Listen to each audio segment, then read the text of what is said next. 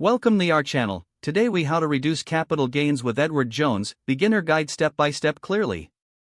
To reduce capital gains with Edward Jones, start by understanding what capital gains are.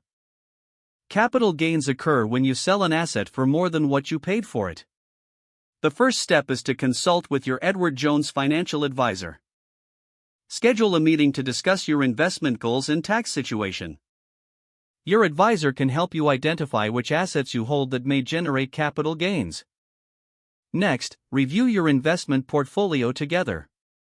Determine which assets have appreciated in value and which ones may be good candidates for selling. Consider tax loss harvesting. This involves selling assets that have lost value to offset gains from successful investments. Discuss the timing of your sales.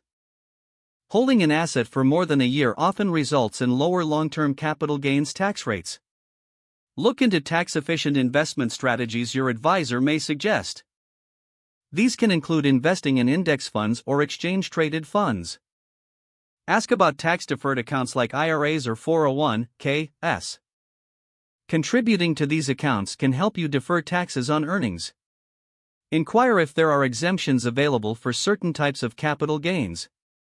Understanding the primary residence exemption may benefit homeowners.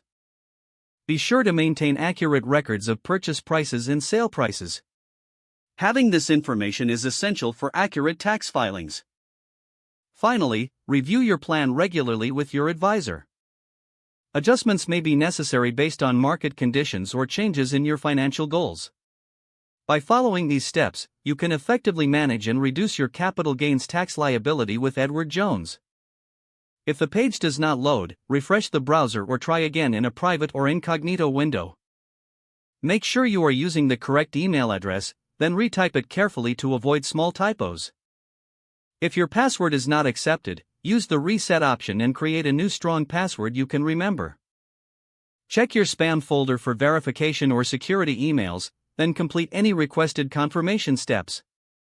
Enable two-factor authentication if available to improve account security and reduce unauthorized access risk. After signing in, review your profile details so your contact information and settings are accurate and current. Don't forget to like this video and subscribe to our channel for more step-by-step tech guides.